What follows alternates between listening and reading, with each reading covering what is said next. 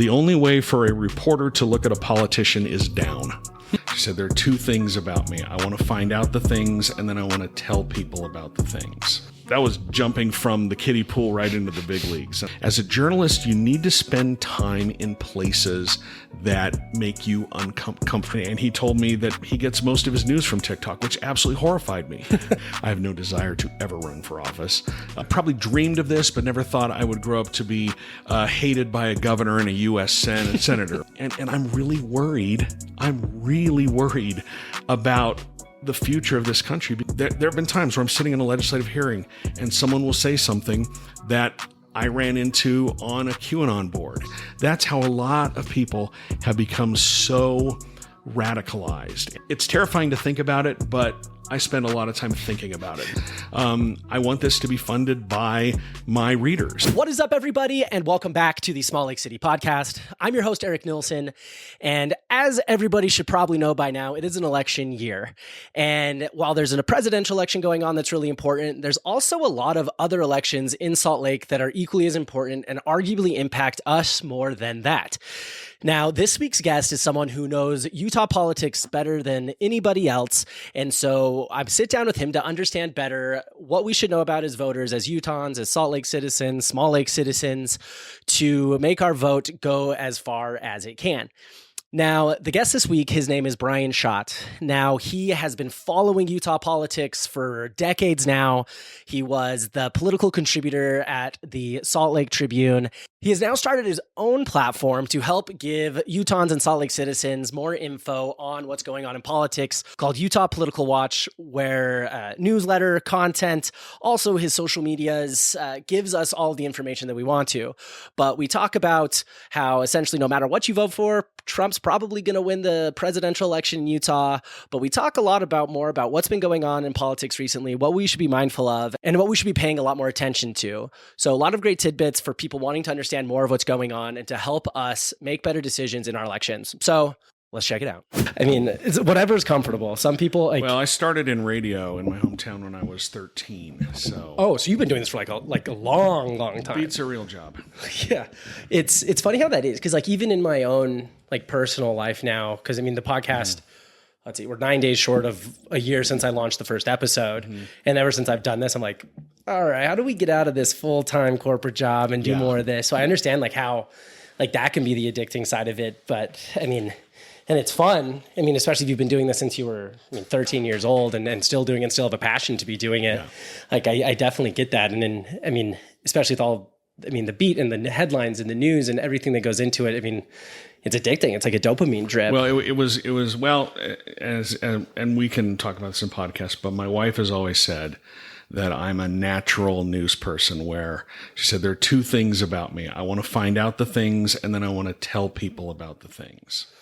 That is journalism in a nutshell. Yeah. But it's interesting. And also kind of like what we were talking about when we started up is you've been following the beat of Utah politics for a long time and have seen, the good, the bad, and the ugly. And I feel like, obviously in the past 8 years now, everything's become a lot more personal. Everyone feels, the claws are starting to come out, and it's become more of an identity to people than before. And especially not only just on the national scale that we've seen, but even more so, in the Salt Lake and Utah area and all the changes that have happened there. Well, we're always behind the trend, but it has accelerated, and just the trend of politics becoming more tribal. It's no longer it's become a zero-sum game. I win and you lose. There's no collaboration. When I first started up on the Hill 25 years ago, there was a lot of working together, and the Democrats, even though they were a minority, they were included in a lot of the decisions. And what we've seen is the Republican majority up on the Hill. And they're a super majority now. Yeah. And they do a lot of decisions behind closed doors. A lot of the stuff is negotiated behind closed doors, and those decisions are made in their caucuses before they ever come out on the floor. Just this last session, the hockey arena, that was negotiated 100% among the Republicans behind closed doors. The baseball stadium, same thing, 100% with Republicans behind closed doors. Now, the Democrats were included a little bit because the areas that those buildings are going to be in are Democratic areas of the city, but the main decision is made in the Republican caucuses behind closed doors. And then when you get to things like the budget, a lot of the big budget decisions are made by an even smaller group of people, and that's just the leaders of the House and the Senate. And it reminds me of, honestly, of like Hamilton, where there's like the song, it's like in the room where it happened, where they talk about, decisions made, no one was there. Do not get me started on Hamilton. Go ahead. Deal. We will not go down that rabbit hole. But Bryan Schott, we've been talking forever. I reached out to you a long time ago to wanting to be on the podcast. And it's funny, since I messaged you, I feel like because at the beginning I was like, the legislative session just ended. Be good to get your thoughts on kind of what happened there, what we can expect, blah, blah, blah. But then I felt like, and you're like, listen, I'm swamped. Like this is like my Super Bowl. And then I felt like every week after that, it was like, and then there's this other thing happening. And it's just been this, just tsunami after tsunami. Yeah, it used to be that politics in the state really, there was some downtime, and there's not anymore. And, you can say that that's probably because of the fact that Utah is the fastest growing state in the nation. Our budget has expanded to $25 billion. It's a huge budget. And so, we have the shortest legislative session in the country at 45 days. Oh, wow. I don't see that changing, but there's a lot of stuff that doesn't get done and a lot of stuff that gets rushed through at the last minute. I don't think it would be good for the state to have like a 180-day session or a year round, but 45 is really, really short and so a lot of the decisions are made before they get to the session, or a lot of the big issues are starting to be litigated before you get to the session. But, it's just such a rush to get everything done. Yeah, and it makes sense because, again, like we don't want this to be going in perpetuity. We don't want this to be half the year. But at the same time, going from, just using easy numbers, like 10 billion to now 25 billion, and like, let's call it like the days per $1 billion negotiated over in a legislative session is gone up 2.5 times what it was. Mm-hmm. And so I don't know if it's like the chicken or the egg that where, because it's so short, that they feel like they have to have this, like getting everything in their ducks in a row before they bring things to the floor. Well, that's one of the reasons why they have the monthly interim meetings where they have committees, it's joint committees with the House and the Senate, and they will discuss possible legislation, get input on those things. So that's the reason why they have those meetings almost every month. They take a few off in the summer, but it's just everything has expanded, and they like to say that the legislature is not a full-time job, but it's pretty darn close to a full-time job for the top leaders. Yeah. Yeah, especially in like that caliber of things, because there's a lot of roles in the state and county, city that are part-time roles. Like even when I recorded with like Rochelle Morris, for example, that's a part-time role, but she's like, let's be honest, it's not a part-time role. Right. And, but then the amount of time and like the money that goes into things, and people's schedules being hidden, the bills that have been trying to be passed, the gerrymandering that's happening, it's hard to not look at this and be like, well, how much power do you want? Like how much control can you possibly have before people are like, wait a minute, maybe not. Well, once you get that level of control, it's hard to cede any of it back. And what we've seen from the legislature, especially since the pandemic, the aftermath of the pandemic, is the legislature, I like to use the term, they've become more imperial in the fact that they have pulled more power to themselves. For example, if you look at some of the bills they passed in the aftermath of the pandemic, if the state wants to issue a mask mandate, this is a statewide mask mandate. It was that the governor could do that. Well, now it's the governor and the Speaker of the House and the President of the Senate. Two of the three have to agree. And that does not make a lot of sense to me, because the Speaker of the House represents maybe 20,000 people and the governor represents the entire state. The Senate, it's a much larger group of people, but still it's only 1/29th of the state. But somehow those two seats are now part of the decision-making process. If you'll remember, when Salt Lake County decided to institute a mask mandate, their health officials said, let's have a mask mandate. The virus numbers are going up, and the county council signed on with it. They had a Republican majority on the county council, but a couple of members decided to vote for the mask mandate. So they instituted the mask mandate. Well, the legislature wrote themselves into the bill that they could override that mask mandate. And that's what they did. Yes. And most of the people who voted to override the mask mandate do not live in Salt Lake County, yet they terminated a local decision.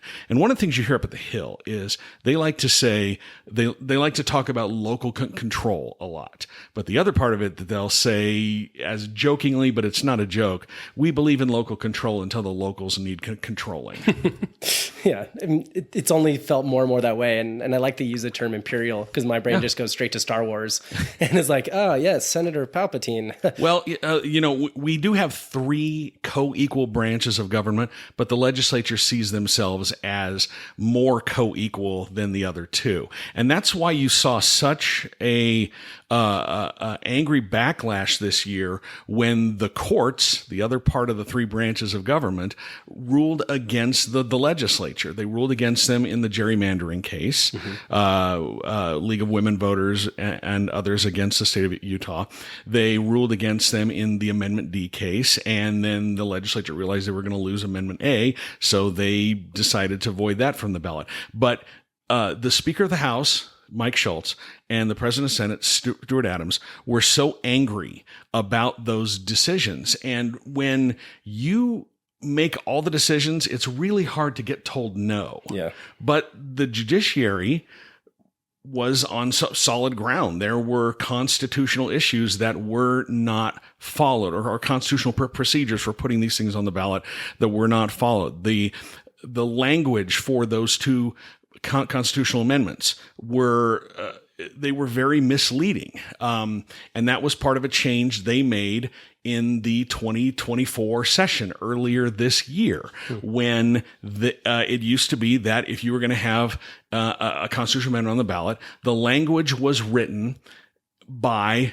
legislative attorneys, and it said that it had to be a nonpartisan analysis, and a non-biased analysis.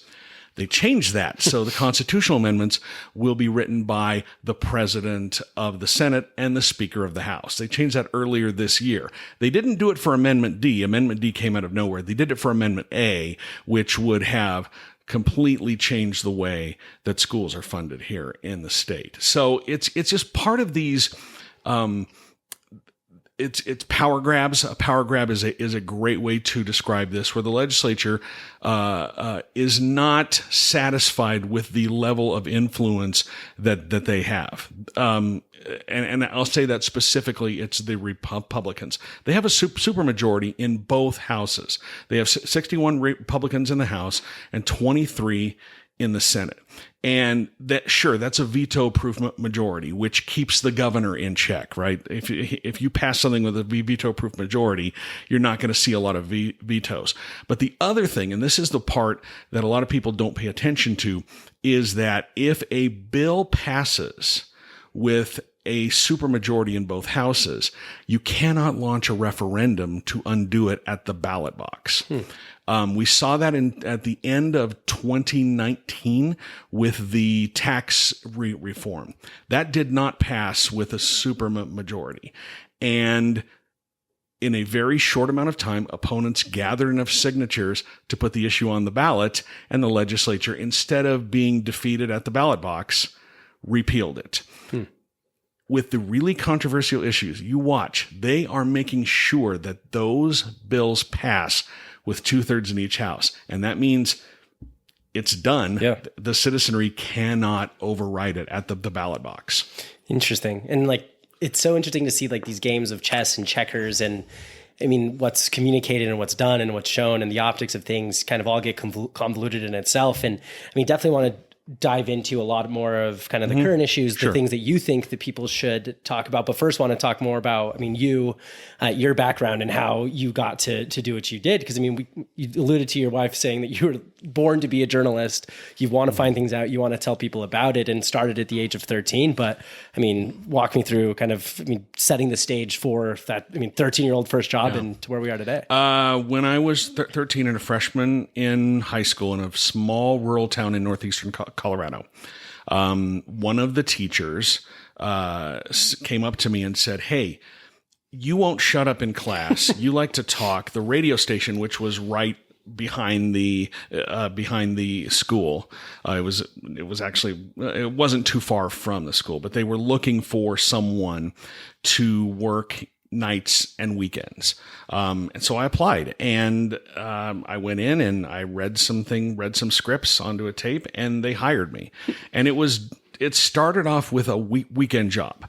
On Friday nights and Saturday nights, I would babysit the automation. There were two stations. There was an AM and an FM, but they simulcast at night. So they played the same thing. But the automation were these gigantic reel-to-reel tapes.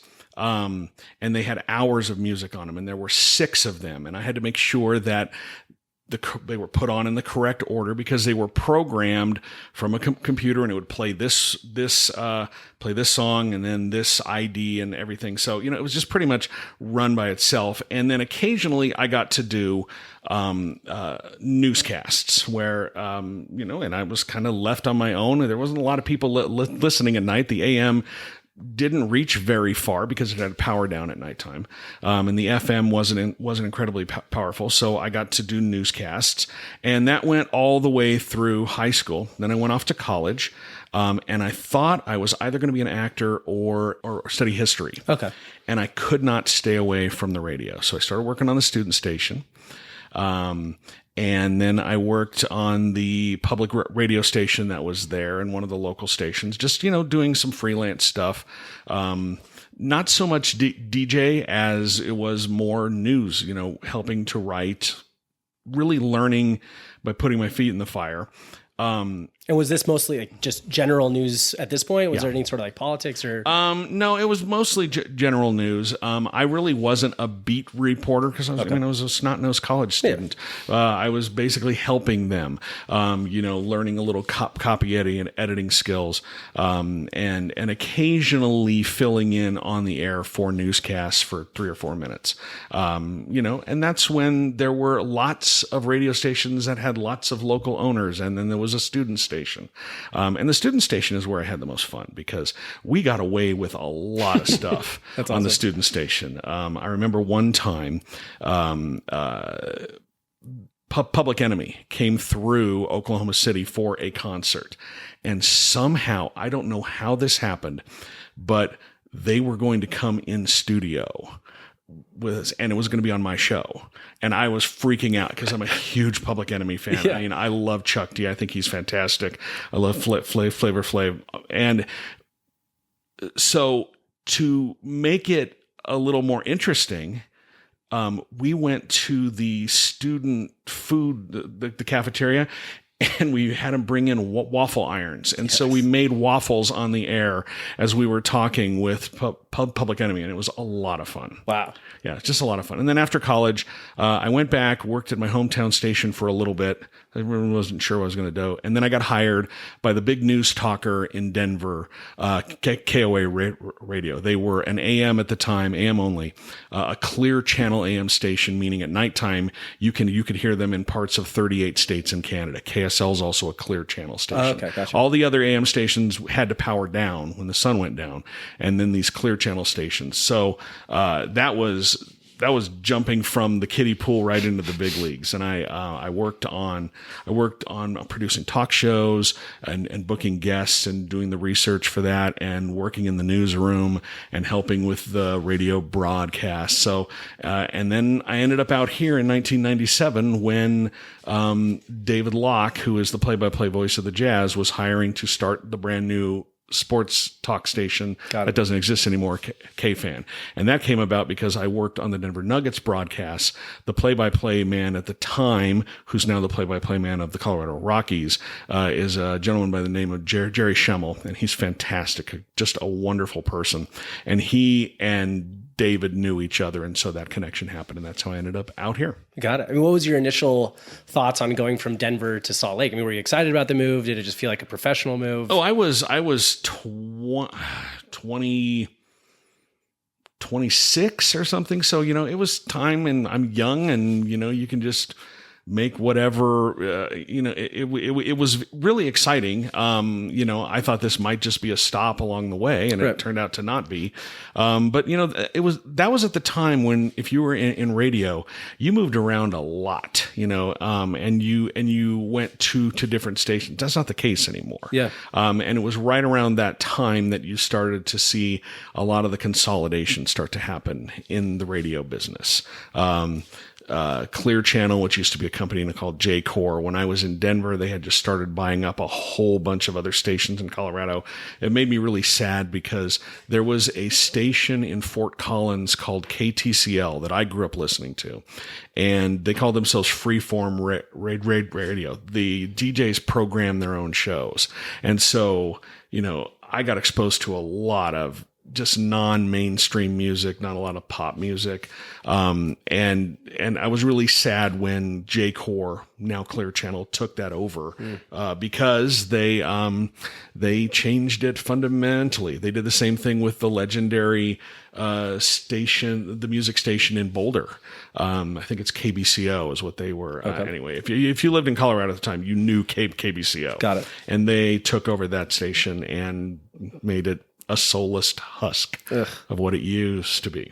Yeah, it's sad to see all of that consolidation happening. I mean, it's all the guys in suits looking at financial models, trying to make it all happen. And then which sure, it foots on a model, make your money, whatever. But at the same time, like the people like you and the other people that are in those areas, that is their culture. That is their, morning commute, and especially during that iconic time, like let's say like 2009 when iPhone started to come around. Yeah. Like that's what people did. And it reminds me a lot of, excuse me, the conversation with Frankie and Jess that I had where, both of them, like Jess particularly was down in Arizona and other places before jumping around.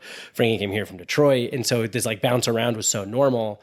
And then obviously they, similar to you, came here for a job, stayed longer than they thought. And now with, podcasts and YouTube and everything else, it's a medium that's changing a lot and people are kind of figuring out what to do as more of these suits start to show up. Yeah, it's there's just a lot of change in media and the way that people get their news. There's a journalist by the name of Peter Hamby. He used to be with CNN, and now he writes for The Atlantic sometimes and some of the other. I think he's mostly with The Atlantic. Anyway, he said something when I was at a conference once, probably 10 years ago, that really stuck with me. And he said, as a journalist, you need to spend time in places that make you uncomfortable. And he wasn't talking about being in a city that makes you uncomfortable. He was talking about media environments, and things like, Snapchat. He had just started a Snapchat show, a weekly show. I think it's called Good Luck America. He's still doing it. It's quite good. But he was doing a show on Snapchat. And the reason he did that is because he said, if you're going to grow or if you want to find your audience, you have to spend time in these places that make you uncomfortable. When TikTok first came out, I was like, there's no way I'm going on that app. Now, I'm still trying to figure it out, but when I put stuff on there, people seem to respond to it. And that's finding your audience, and you have to go where they are because they're not going to come and find you. Yeah. You have to put your stories out in different ways, put your content out in different ways so people understand that. And the other reason why I'm on TikTok is I was talking to my brother-in-law, and he told me that he gets most of his news from TikTok, which absolutely horrified me. But I'm like, okay, well, he's a smart guy, but that's where he stays up with the world. And so I'm like, well, guess I need to be over there. So you have to figure out how to make that happen as well. Yeah, that is a strong serving that I've had to learn with the podcast. Because at first I'm like, oh, cool, put it out and learn how to upload podcasts and host it to different, platforms. I'm like, cool, now everybody just like comes along, right? And just loves it, right? But no, like you have to, the amount of me being comfortable talking in a microphone in front of a camera with a ring light in my face. If you would have told me that a year ago, I've been like, there's no way I'm doing I'm not that person. But at the same time, like you do have to be uncomfortable. You do have to meet people where they're at. You do have to try new things out or else it'll get stale and people won't know where to find it, or you won't. And the moment you figure out the moment you get a formula that works, it all changes again. Exactly. And that's one of the things that has really hurt a lot of news organizations is that Google and Meta changed their algorithm to de-emphasize local news. Yep.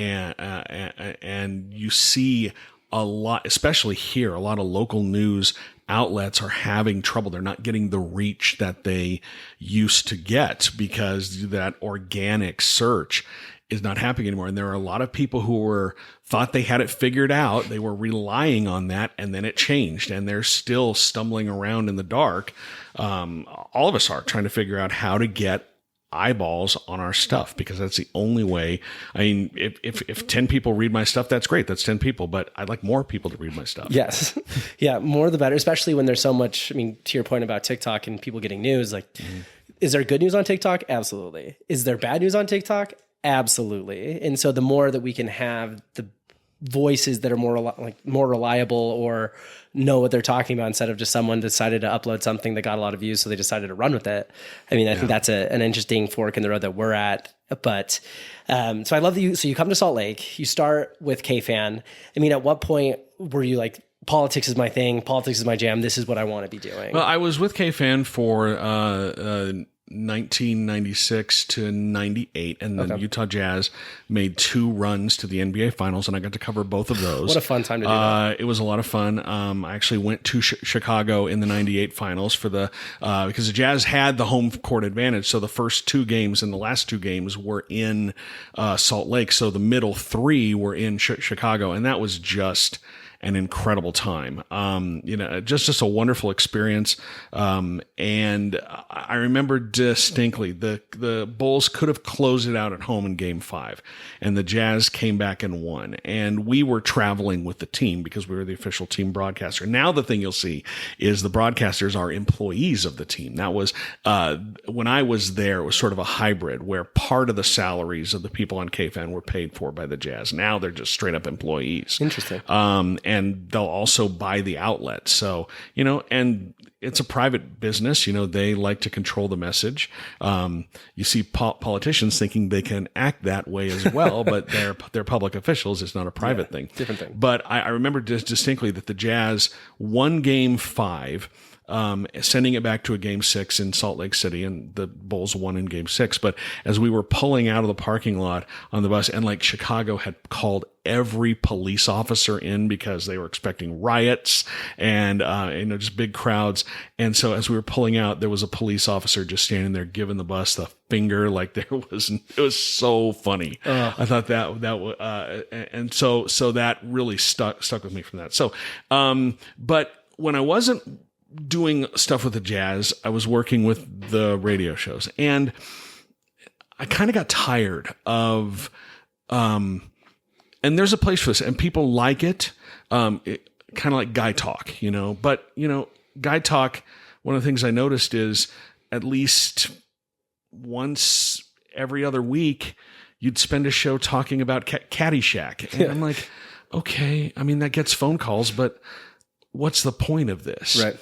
It's changed a lot, but that's a lot of what happened. And it was just because, and I found that when I worked in Denver with some really talented talk show hosts in Denver, they had their go-to shows. I used to call them Insta shows. There was one gentleman I worked with. His name is Greg Dobbs. I love Greg Dobbs to death. He was ABC News bureau chief in Paris and in the Western United States, and he snuck into Afghanistan when the Russians invaded in 1979. I mean, he has done a lot. He's a great guy. But when he would come in to host his evening talk show, and he didn't do any prep, he would go to abortion or gun control because it would light up the phone lines, and then he could just kind of sit back and relax. So, I've never heard of gun control and abortion making people sit back and relax. But it was him because you know what the show's going to be, and you know that you're going to get the phone calls because it's really hard. It was really hard then to get people to call in. So anyway, but I got tired of those kinds of discussions. But that's what you get when you're listening to sports talk. And so there was an opening at the NPR station up at the KUER. I applied. They hired me. Worked there for a couple of years. Went to KSL for a few years, working with them. Ran KCPW when it was an NPR station and down at Library Square for a few years. And then I got hired to run a local website called Utah Policy. And I did that for 13 years before moving over to the Tribune. And now I'm on my own. Nice. And so what was it about politics that drew you to, because there's a lot of other ways you could go. I mean, outside of sports and kind of like, let's call it like guy talk, because I couldn't do it either. If I had to talk about Caddyshack every other week, hard pass. But what it was like, and that's a topic that I think it's very binary for a lot of people, very black and white. It's either people are all in, they want to follow it, they want to know it, or it's like, whatever, keep me updated when I need to, but you're the one who wanted to be in the trenches, understand it all. And it's because of my grandma. Okay. My mom was a single mom. Divorced my dad when I was probably 5, and we moved from Denver back to her hometown. Okay. And my mom had to work during the day, so my grandmother watched me, and I would walk over to her house after school, which was down the street and everything. But I remember one of my earliest memories is watching the 1976. Yeah, the 1977 would have been too young for 72, but the 1976 Democratic and Republican conventions. It was in the summer. I didn't have school. My mom was working, and they were on all day and on all the networks. And we watched the floor fight that happened over Gerald Ford when Ronald Reagan. I mean, I had no idea what was going on, but it was fascinating. And my grandmother was telling me all about it, and so that's one of my earliest memories, and it just sort of blossomed from there. Now, I loved reading. I read everything that I could. I remember when I was in 7th grade, I read All the President's Men, which is a tremendous book. And that just ignited fire. And I would get my hands on anything that I could. I read voraciously. And then I was a civics dork in high school. I got into the debate program, speech and debate, did quite well. And that just sort of set me on this path. I like to argue. People in my class always thought that I would end up in politics, but not this way. They thought I'd end up like running for office or something. Yeah. I have no desire to ever run for office. I would rather sit on the sidelines and throw pot shots at them. So. Yeah. That's you've probably seen so much and seen, it's kind of like me and my thought of having kids. Like I've seen my family, like there's 2 sisters, 3 stepsisters, and a stepbrother. Between all of them, there's like 19 grandkids. So, my friends have kids. I'm like, I know a lot of what this has to do. And if I make this decision, it's going to be a big, I will know what I'm getting into. I mean, no one ever truly knows, but I have a good picture. And like similar with you, where it's like, I have followed politics for so long. I've seen who's coming in and out. I've seen what's taken, what people survive, what people don't. You're like, Yeah, I like where I'm at. I like having a front row seat. I enjoy what I do. I wake up every morning. I'm still very excited about, making phone calls to people, digging into issues. The job has changed so much from when I first started doing it. When I first started doing it, it was just radio. You'd go and stick a microphone in someone's face. But now, you have to be recording video and thinking about, how to and there's a lot of data analysis and documents, but I'm still very excited. I still love what I do. I could not do the same thing every single day. That would drive me nuts. And that's my particular brand of ADHD. I like to tell people that I'm an unsupervised adult with ADHD, and that it helps me because I can multitask and keep track of a lot of things. Yeah. So it's suited for what I want to do. I love it. And the day that I don't love it is the day that I stop doing it. Yeah, I think that's a healthy relationship to have with it, because I too have ADHD, and I will go through my various rabbit holes and hyperfixations and keep tabs on things that I don't, and can recognize trends better than most, and have a really good memory because of it. And so similarly, I'll try to think of the last rabbit hole I went down. I'll think about it, but and it helps. Yes, I'm lucky that I have a wife who has a good enough job that allows me to continue committing acts of journalism. She supports what I do. I support what she does. My kids are grown and gone. They're off on their own lives. And so it's just us and the dogs at home. So we have plenty of time to do all this stuff. Perfect. And looking back, up until this point in your career, outside of, the Jazz 2 playoff runs, mm-hmm. What were some of the other highlights that you remember from your career so far? Oh, I've covered some pretty big. Actually, it was pretty big sporting events. I was on the radio news team when the Colorado Avalanche moved to Denver and won the Stanley Cup. And that was an incredible, that was just a whirlwind. I worked with the broadcast team when the Colorado Rockies first started. That was crazy. I've been lucky to be in a lot of places where I've seen a lot of interesting things. I like to tell friends who I grew up with that, I never thought that I would be, I probably dreamed of this, but never thought I would grow up to be hated by a governor and a U.S. senator. But Governor Spencer Cox and Senator Mike Lee and I don't really get along. I would imagine that you guys do, based on what I know. It's. In terms of highlights, for me, the biggest highlight is that I'm still able to do this. Mm-hmm. There's a lot of people who either burn out or, they get laid off, and we're seeing a lot of new shops close. And so I'm very lucky that I still have the opportunity to do this. Yeah. There's always, my stepdad always says, there's always room at the top for the best. And so well, I wouldn't say that. I just think I've been extremely lucky. There we go. But I also kind of want to talk more about, current state. There's a lot of things going on. We have election coming up in less than a month. What do you think, Utah voters should be paying attention to, Salt Lake voters should be paying attention to, or just, your thoughts on, recent political events, because there's been so many. Oh, well, ballots, we're recording this probably just a few days before ballots start hitting the mailboxes.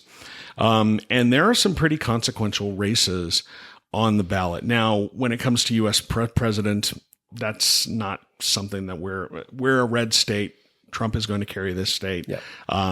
So essentially, in terms of the Electoral College, your vote does not count, because it doesn't matter which way you vote. Trump is going to win this state. But there are some other big seats out there. We have U.S. Senate with John Curtis and Caroline Gleish running as the two major party candidates. We have an attorney general's race to replace Sean Reyes, who it is astonishing to me how our last three attorney general have been so scandal plagued. First we had Mark Shurtleff, and then his successor, John Swallow. And I remember, the day that John Swallow resigned, I usually get up very early in the morning. And so I got up and I did a little bit of work, and then I'm like, oh, well, I got a little bit of a headache. I think I'm going to lay back down. So as I start to lay back down, and my wife was sleeping next to me, my phone rang, and I picked it up, and it was someone who I really trust. And he said, John Swallow is going to resign today. And I'm like, what? And he said, John Swallow is going to resign. And so I was immediately swung into action. Yeah. And we reported it. And the rest of the day, I was sitting there chewing my fingernails because we weren't sure if that was going to happen. And we had other media outlets saying, no, this is not going to happen. We can't confirm it. We can't do anything. But I was right. Yeah, trust your source. The same thing happened last year. I had taken a long vacation with my wife, came home, first day back. I was sitting there and I'm like, what am I going to write about? What am I going to cover? And then I get an email and it says, Chris Stewart is going to step down. And I'm like, what? And so I immediately start making some phone calls. And in about 2 hours, I had it confirmed that Chris Stewart was going to step down. He announced he was stepping down the next day. But, so I've been lucky to break a couple of those stories like that. In terms of the 4 congressional seats, you've got, it's unlikely that a Democrat will win any of those. You'll see the Republicans return. But then when you get a little bit further down the ballot, maybe, the governor's race is interesting. I don't know what's going to happen there because you have Spencer Cox, who is the Republican nominee. But he's really not well. He's done a lot of stuff to damage the coalition he put together in 2020 when he first won. He was seen as a moderate. He has gone very hard right. A lot of people gave him some wiggle room because of his stances on LGBTQ issues and trans right issues. And now he's been lockstep with the Republican majority, particularly in the House, which has been very reactionary on those issues. And so I'm not sure what's going to happen there. And the reason why it's interesting to me is because you've got Phil Lyman, who is running to Cox's right as a write-in candidate. How much of that vote does Lyman take? I don't know. Can Lyman win as a write-in? It's a non-zero chance he can win, but I think it's very unlikely. Yeah. But does he take enough vote away from Cox to help Democrat Bryan King? They released an internal poll showing him like 11 points down from Cox earlier this week. They said it's within striking distance. I'm a little bit skeptical of that because ballots hit next week as we are recording this. But that's one that I'm really going to watch and see how that one plays out. And then you've got the legislative seats. All 75 seats in the House are up for grabs, and then half of the Senate. And you've got your county councils and seats down the ballot.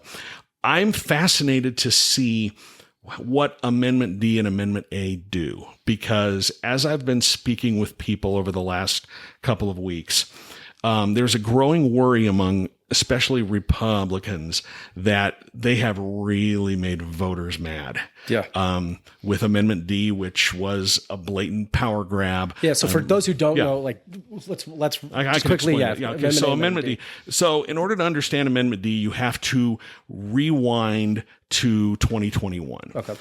Actually, you have to rewind to 2018. So let's rewind to 2018. There were 3 ballot initiatives on the ballot. You had Prop 2, which expanded Medicaid. You had Prop 3, which legalized medical marijuana, and Prop 4, also known as Better Boundaries, which established an independent redistricting commission. Okay. Every 10 years, you look at the census numbers, and then you have to divide up the state so that the areas which have more population now, you have to make sure that they balance out the areas that don't have as much population. And that's what's called redistricting. It happens every year. Every 10 years, they do the census they do the census in 2020. We get those numbers at the end of 2020, and then they take those numbers and use them in 2021 to redraw the lines. Yep. Okay. So what Prop 4 did, and that passed, Prop 2, Prop 3, and Prop 4 all passed when they were on the ballot.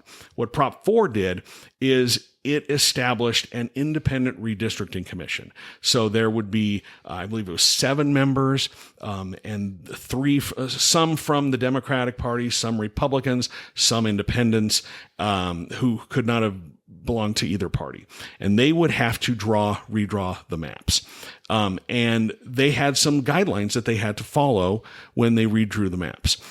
They could not look at where incumbents live. So you cannot say, well, Speaker Schultz, this is where he lives, so we're going to draw a map around him. Yep. That they could not, they had to be blind. They could not look at partisan voter data, where you say, and the easiest way to understand this is look at what they did with the 4 congressional districts in Salt Lake County. It split Salt Lake County evenly into 4. Salt Lake County, it just so happens to be where the highest concentration of Democratic voters in the state is.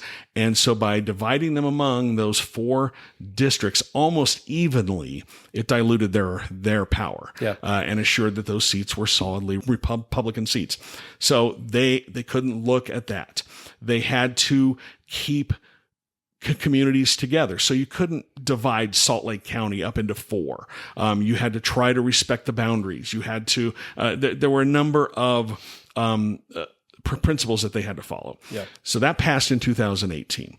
And then in 2020, in that session, the legislature gutted it. They changed it because the rules said, under what was passed by the voters, that the independent commission would draw these maps, present them to the legislature, and the legislature couldn't change them. They had to vote them up or down. And if they voted them down, they had to explain which of those principles it broke. Okay. Right. I know this is really complicated, but it's important to understand where this is coming from. Okay. So they gutted it. Instead of giving them the power to draw the maps and the legislature could only vote up or down, they made that commission an advisory commission. They were funded by the state. They still had a certain number of members, but they were advisory. They would draw some maps and present them to the legislature, but the legislature didn't have to take them into consideration at all. And that's exactly what happened in 2021. The Independent Redistricting Commission drew these maps, presented them to the legislature. The legislature said, hey, cool, now we're going to draw our own. And they drew their own, and they're incredibly gerrymandered. You look at the congressional maps, gerrymandered, legislative maps. It's hard to gerrymander when the state is so overwhelmingly Republican, but they really did the work to concentrate the Republican vote in certain areas. So then a coalition of groups led by the League of Women Voters in Utah sued, saying this is an illegal gerrymander. It goes against the Constitution of the state. It illegally divides us up. And just before that, the Supreme Court had ruled that gerrymandering cases, except for racial gerrymandering cases, are up to the states. We're not going to deal with those anymore. So it would be all in Utah. Yeah. So they sued. And then earlier this year, a lower court, a Utah district court said, yeah, the legislature overstepped their bounds when they changed this ballot initiative.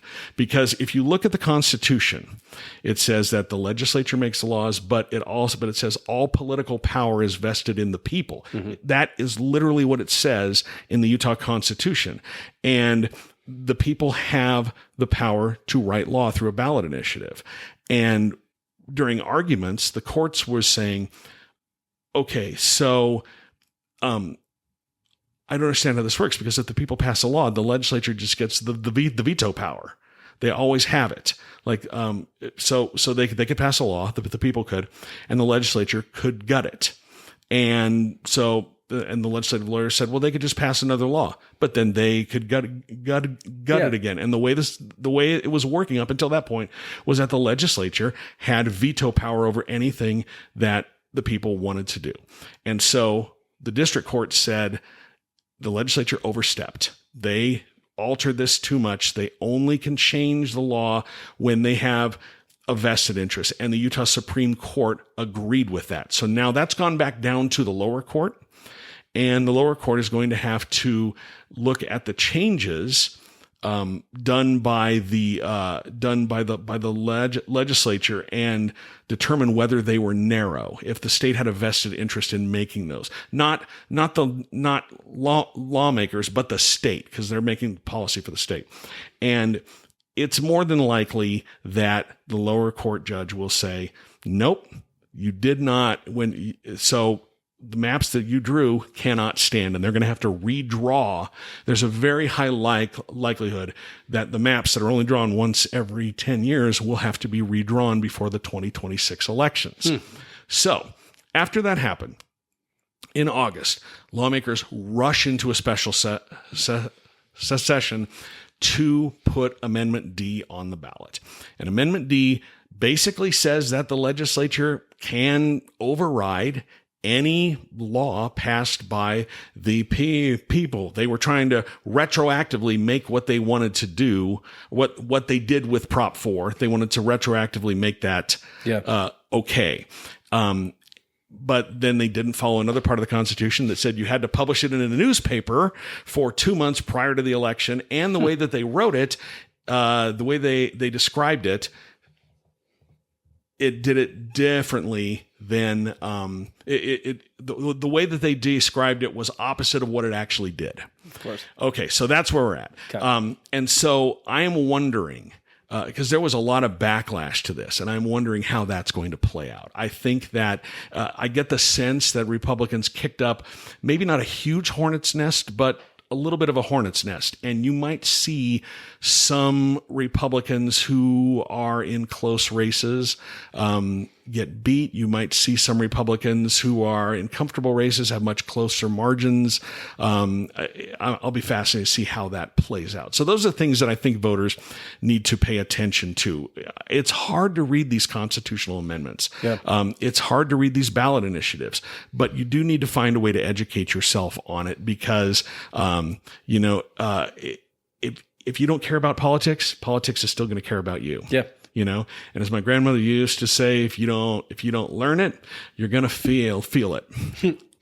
No, because I love that. And it's always interesting, especially in places where there's a lot of, whether it's a very left state or a very right area, people want, let's assume I'm a very staunch Republican for a minute and say, oh, my party's doing this because they're trying to combat all these leftist ideals.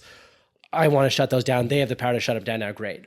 But what people don't realize is when you allow something to happen against your enemy, you also open it up for them to use against you at some point. Mm-hmm. So let's say for some radical reason, then all of a sudden the state turns into a blue state. And then all of a sudden it flip-flops of who gets the power and who doesn't. Yeah. And so, I think there's a lot of people that, going back to your point about identity politics and how tribal it becomes, people want to be on this tribe, but instead being like, okay, take off your hat, your political hat, and be like, who wins, who loses. Yeah, but people don't think that way anymore. I know. When I first started covering the legislature, there was a lot of long-term thinking. When they would set the budget process, the way it was described to me early on was, we are trying to predict how much money we're going to have in our bank account at the end of the year. Because they set the budget on projected revenue. They have no idea what it's going to look like. And sometimes it comes in short, and then you have to rush into a special session to cut the budget. That happened a ton, in the late 2010s. There were so many budget shortfalls. Actually, it wasn't the 2010s. It was like 2000, probably 2003, okay. 2004. There was, we had the economic crisis, and the legislature was coming into session and just cutting and cutting and cutting. There were probably 3 or 4 special sessions in 1 year just to cut the budget because, now they have taken steps where they instituted rainy day funds. The state has a lot of rainy day funds, and that can be tapped in case of an emergency. But in terms of a lot of the policy things, the culture war has really taken over. And there's a small group of there's a small but vocal group of people who really can get the attention of lawmakers because they're up there all day. If you look at the Utah Eagle Forum, they have been one of the most influential groups for 20, 30 years. Gail Ruzicka is very powerful, and she's actually evolved with the times. I remember when I first started, and this was before everyone had an iPhone in their pocket, and everyone used a landline. She had one of the most feared phone trees in the state. If she wanted lawmakers to hear about something, she would activate this phone tree and they would just start calling. And all the people in her organization would just, if you got targeted by one of Gail Ruzicka's phone trees, it was not nice for you. Or if she wanted to get attention for an issue. That it has changed now, but she's still very influential. But you're seeing a lot of other groups, and a lot of this got exacerbated by the pandemic and the misinformation, and then what happened in 2020 with Trump's election. Mm-hmm. And it's really hard to have a government that is looking out for everybody when you have such a partisan incentive. People who are living in the fever swamps of news, getting their news from Twitter, X-Twitter, getting it from some of the stranger areas of the internet, Epic Times, Gateway Pundit, those sites. Unfortunately, there's a growing number of people up at the legislature, people who represent us, make the decisions. That is their news diet. And that has spawned out of the pandemic, that has spawned out of what happened in 2020. And then you have people who are saying that if they lose an election, it's not legitimate. And I'm really worried. I'm really worried about the future of this country, because you cannot have a functioning democracy when only one side is willing to cede power if they lose. Yeah. I just watched a movie.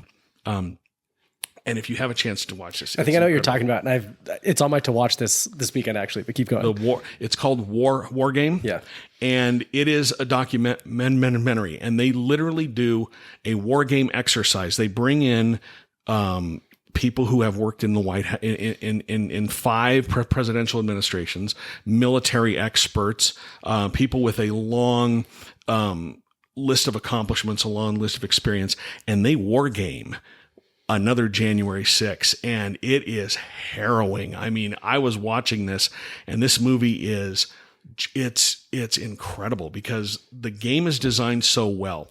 What they do, the scenario they're working with is there has been an election. It is a contested election. It's incredibly close.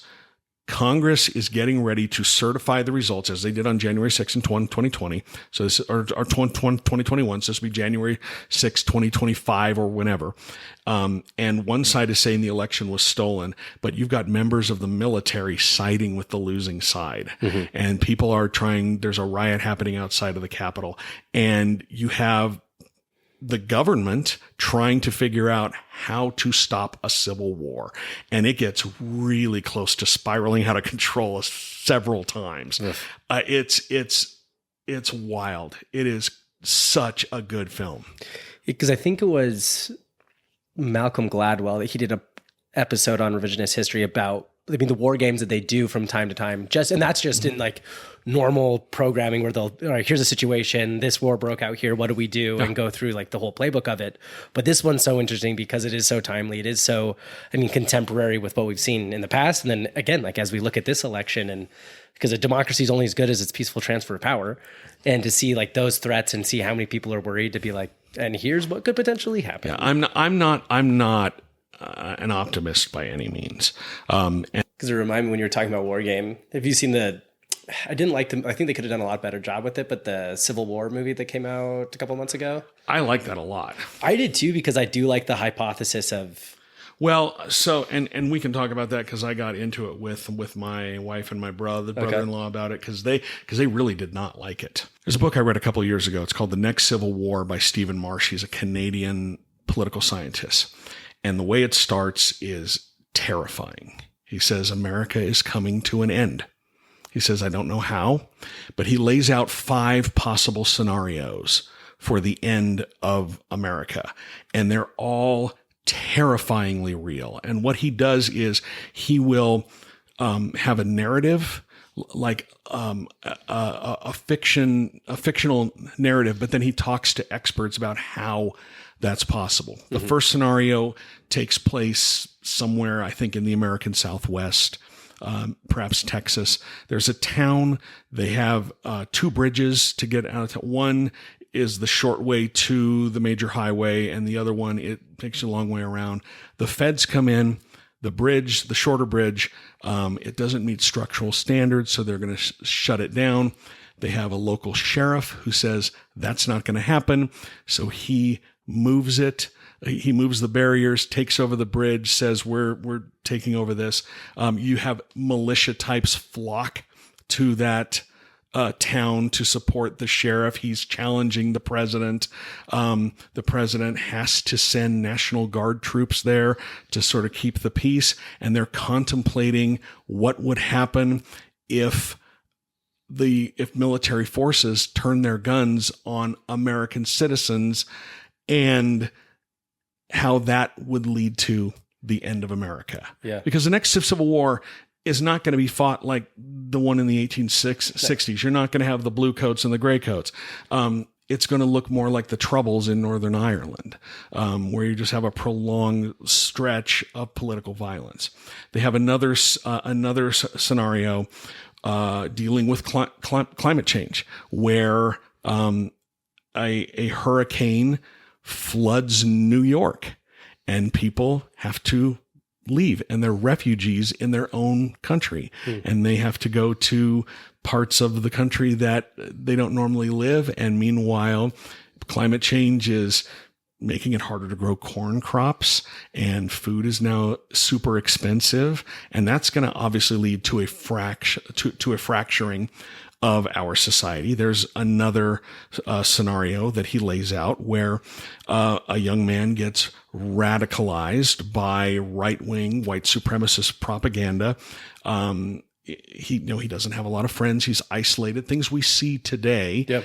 And at that point, he finds out that the president of the United States is going to be coming to his town for an event. And so he tries to go to the thing, but he can't get in, right? The Secret Service. So he stops at this shop. He's got a gun on him. Well, the president decides to make an impromptu stop in this restaurant, walks in, he shoots the president. And the reason why that would lead to the fracturing of the United States, because if the president does die in office, the vice president becomes the president. You're going to have half the country see them as an illegitimate president. We're already going to see whoever wins this next election as an illegitimate president, or we are not going to follow, or you're going to see states rebel. And these are all terrifying things that could happen. And it's because we are so polarized, and it's driven by cable news. And the thing about cable news is nobody watches cable news, but they drive the conversation, because it used to be that the fringes on both sides, you had the far left and the far right. They were just as radical as they are today, but nobody listened to them. They didn't have a megaphone, and it was hard to find each other. Now with social media, they have an outside voice, and the people in the middle who aren't paying attention to that stuff, but they are just trying to keep their heads down, or I don't pay attention to politics, but they're driving the conversation on both sides of the spectrum. And that's a terrifying place to be when you watch the things that the legislature does.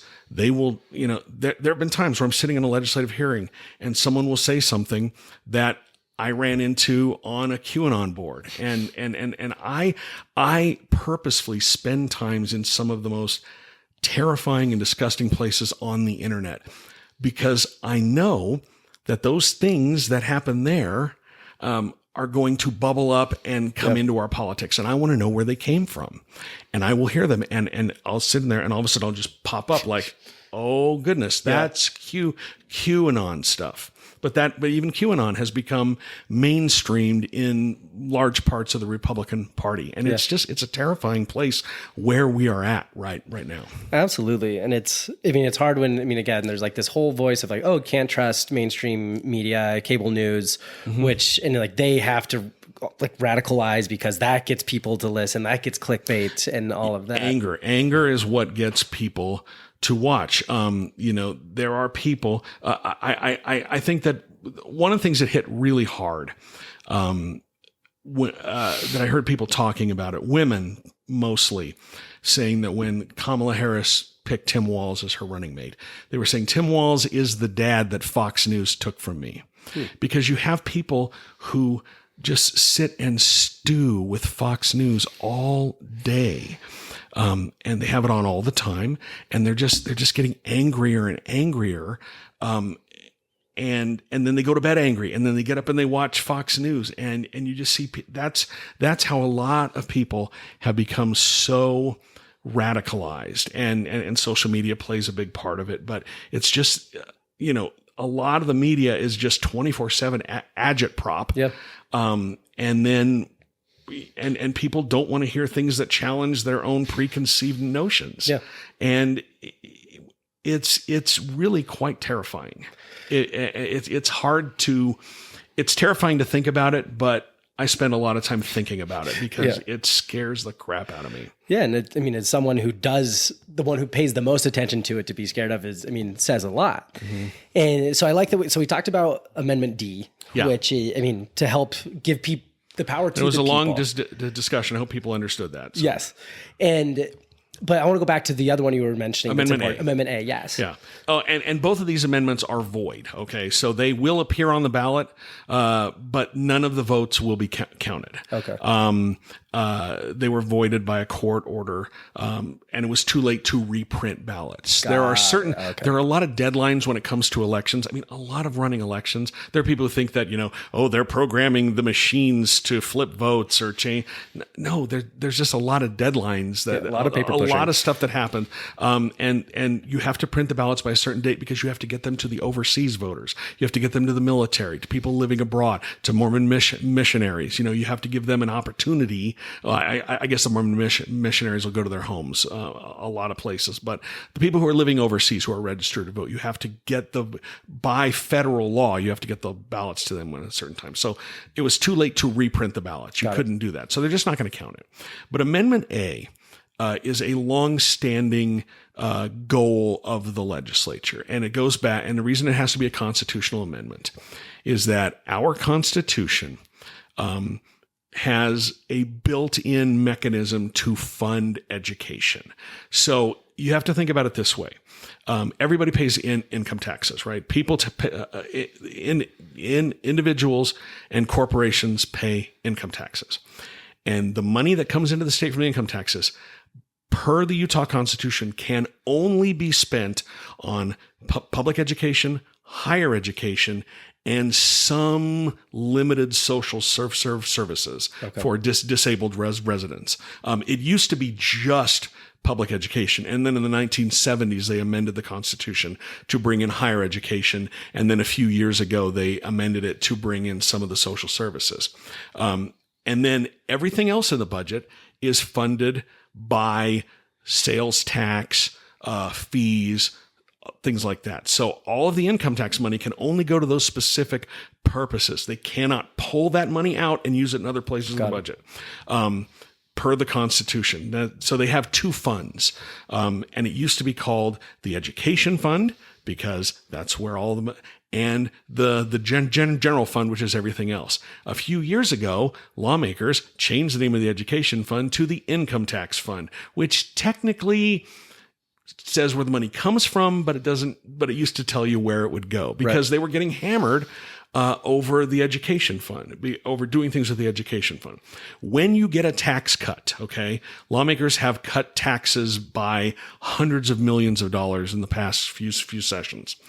Those income tax cuts come out of future revenues that could go to schools, higher education, public education, and some social services. That's how it's paid for. Yep. So we've had these big surpluses, like we've had higher than expected income tax collections.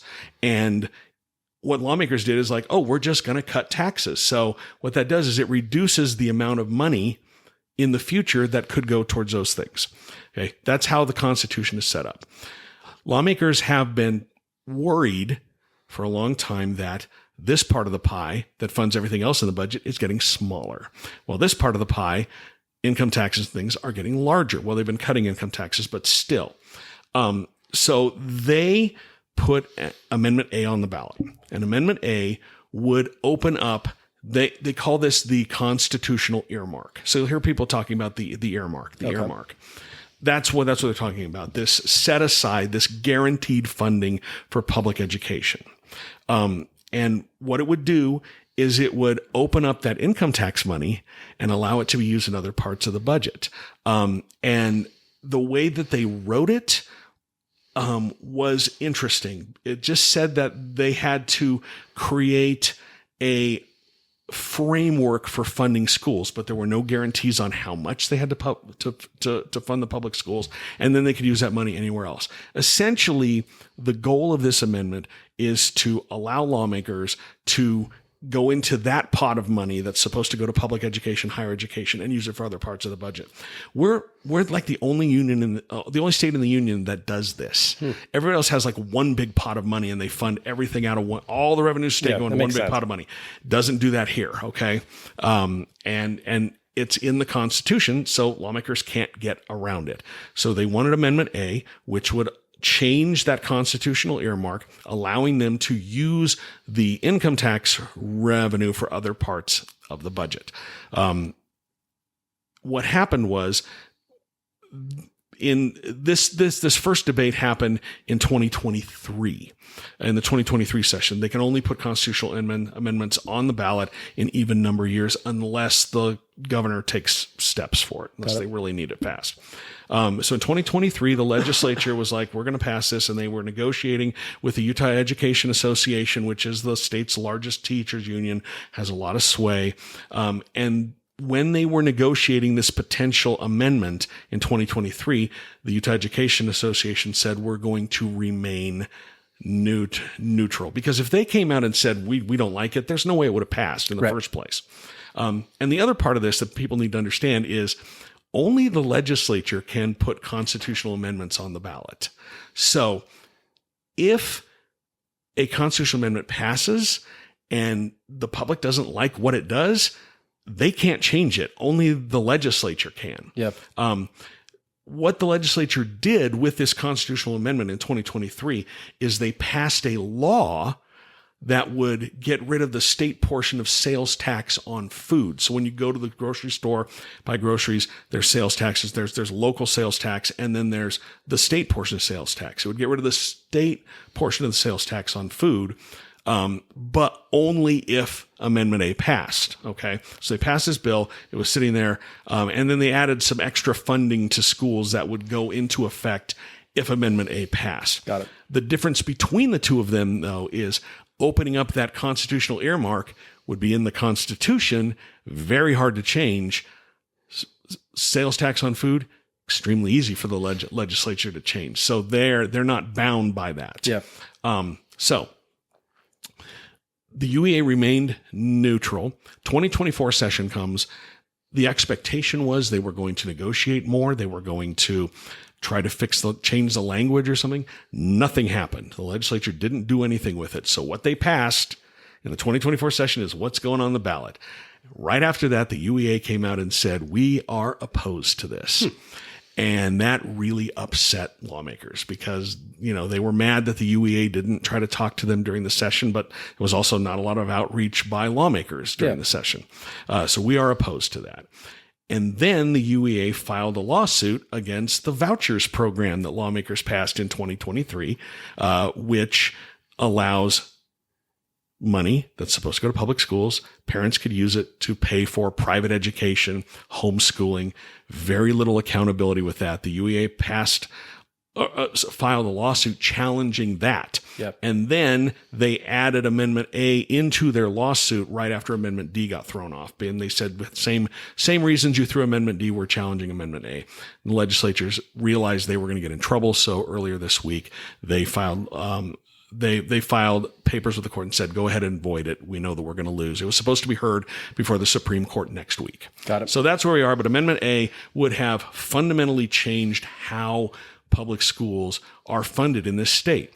Lawmakers have there's been a lot of history with this. Back in 2007, the legislature passed a vouchers program, straight up vouchers program, allowing public school for funds for public education. This is the one that Huntsman worked on, right?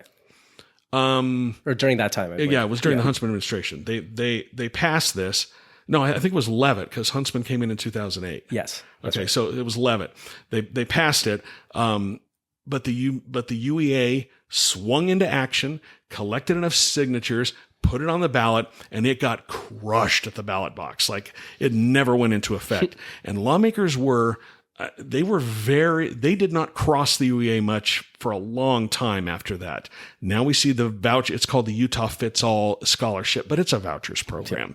And lawmakers rushed it through the first time, slammed it through in the first couple of weeks of the session, passed it with that with that super majority, 2/3 majority in both the House and the Senate. So the UEA could not try to challenge it at the ballot. Boom, done. And then earlier this year, it hasn't even gone into effect yet. Okay. And then they went and doubled the funding for it, and it had never even gone into effect. And they're like, well, it's got overwhelming demand. Nobody's gotten a single one of these scholarships yet. What are you talking about? Yeah, there is no demand. Yeah. There's no supply. Yeah. And it's so fascinating because there's so many news outlets, there's so much other information that it's hard to sift through sometimes. Yeah. Because everybody has an agenda that they're trying to push, which I love that there is someone who can digest everything and go from there. Well, people say that news outlets have an agenda, and or your coverage is biased. When you see corporate news outlets and they're like, you have a left-wing agenda, you have a right-wing agenda. No, they have a profit agenda. Yeah. That's pretty much what it is. News used to be a loss leader for the networks, meaning that they would lose money on it, but it was a public service. Yes. I don't know if you've ever seen the movie Good Night and Good Luck. Yeah. Edward R. Murrow, one of my personal heroes, that they lost money on that. And then they decided that they needed to make money on it. Yeah. And it is an interesting, again, because people are so polarized, it becomes more and more of an issue, which kind of takes us into what you're doing now to help, keep people more informed. So, maybe give us a little intro into your new venture. More news is better. And when I left the Tribune earlier this year, I realized there's still a lot of stuff to be reported here in the state. And we've got some great reporters working on the politics beat. There's a lot of people doing a lot of really good work, but that doesn't mean there's not room for other people. Definitely. And so I've launched my own my own website. It's called Utah Political Watch. And what I'm trying to do is I'm trying to make it I'm not wanting to take any ads. I'm not wanting to sell any ad time. That's not who I am. I don't sell ads. I want this to be funded by my readers. And so I'm trying to say, hey, if you value what I do, would you consider maybe throwing me a few bucks? And the initial response has been fairly good. It's got a while to go before it's sustainable, but I've got some running room to try to work on that. Cool. But this is just and when you see, especially it's happening so much at the state and the local level. You have governments who are hiding things, who are trying to keep things away from the press, trying to manage the press, trying to manage the message. When I first started in covering the legislature,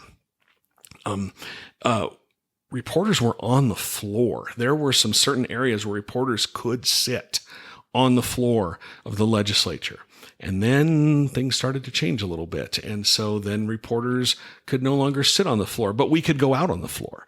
Not, there were places like if I needed to talk to someone in the legislature, I would go, I could go to literally the door of the House or into the Senate, and I could like get the attention of a lawmaker and then see if they'd come out in the hall and talk to me. Or if they were not having if they were not in session before they gavelled into session during a day, I could be out on the floor and talk to lawmakers. Yeah. Well, that's changed. We are no longer allowed to go out on the floor, and we're no longer, there are now certain places in the Capitol where we used to be able to go where we're not allowed to go. And now they limit the ability to talk to lawmakers, and they shield themselves from us, and they control the message. You look at what the House of Representatives does. They have their official podcast, and they talk to lawmakers, and it's softball questions, and it's lawmakers who won't talk to me, but they'll go on that podcast because they're not going to be challenged. Yeah. And there are politicians who will not talk to certain outlets or certain reporters. And a lot of the times it's me, because they don't like the line of questioning. They don't like to be challenged.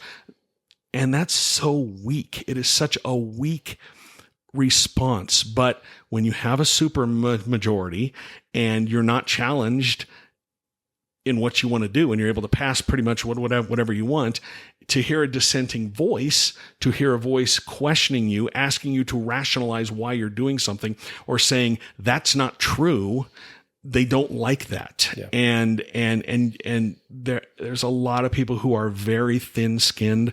There's a lot of people who think they are much more important, have much more influence. A perfect example this year is former Speaker of the House, Brad Wilson.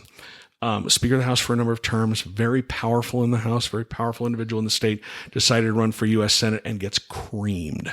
And it did not surprise me, because outside of the Capitol, nobody knows who the Speaker of the House is. Yeah. Nobody knows who that is. But he got creamed, and he spent $3 million of his own money trying to get that seat. There's the whole article about all of his fundraising was him alone, pretty much. He put a lot of his own money in. So, when you have people holding politicians, public officials, elected officials to account, because even when they go and talk to members of the public, it's members of their own party. Yeah. Just this week, Speaker of the House, Mike Schultz, went down to talk about Amendment A and Amendment D with the Utah Eagle Forum, at their event.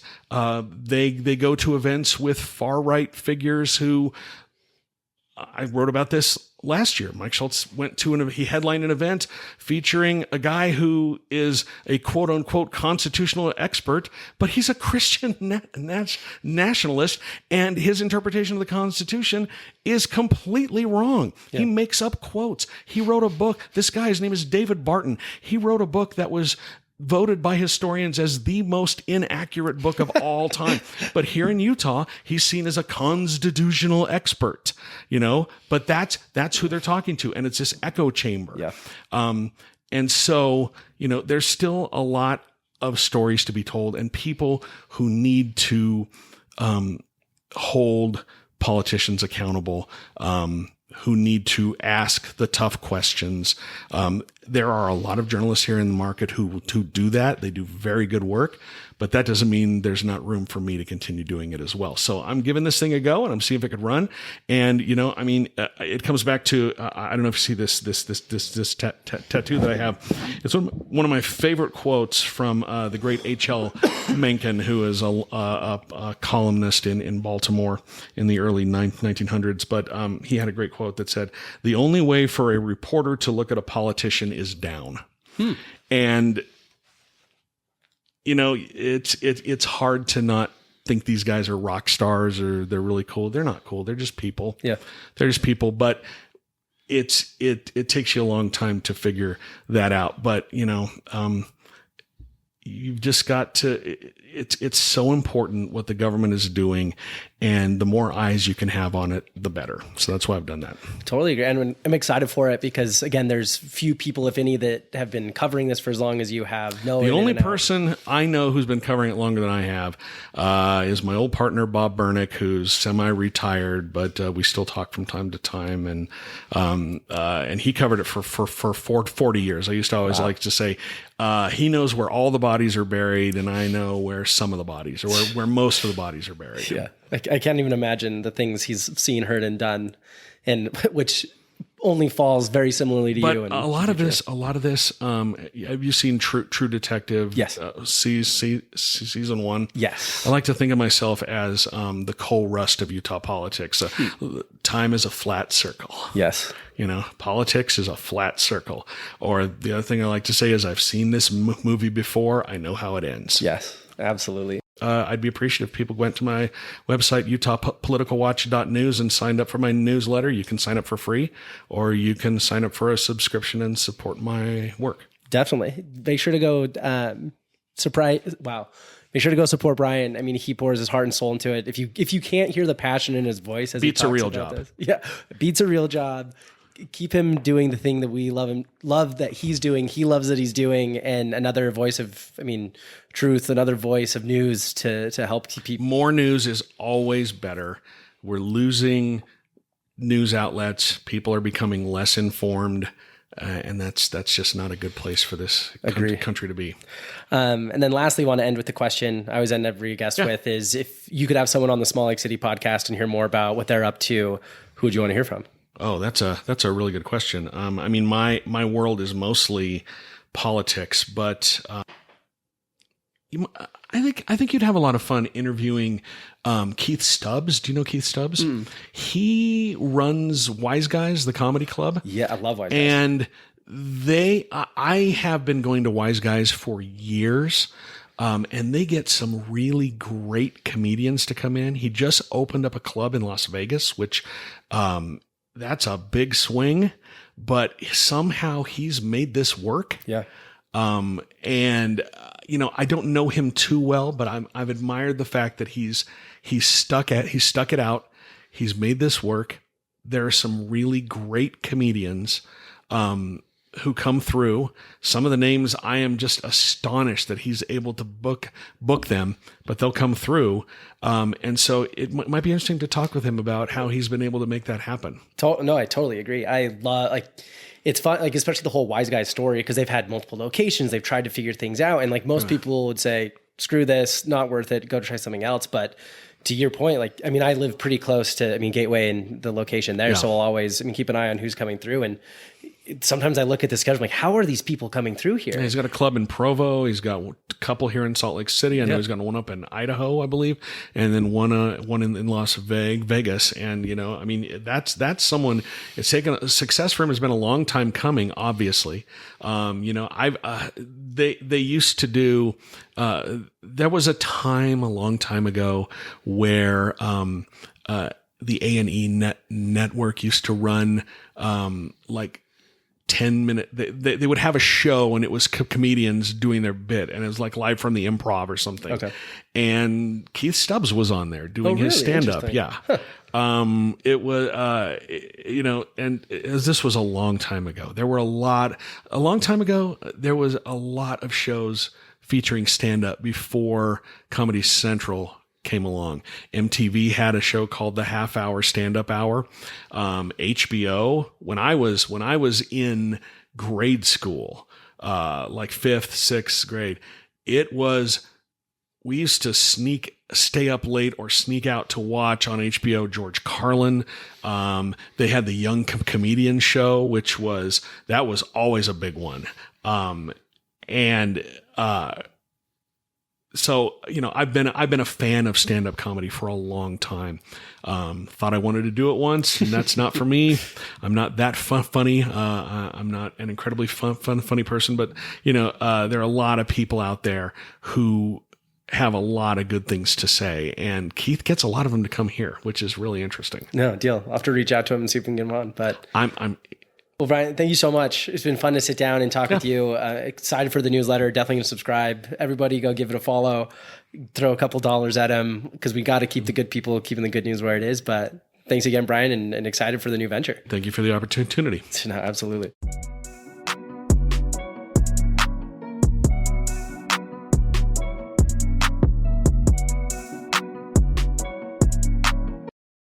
Thank you so much for listening to this week's episode of Salt Lake City Podcast.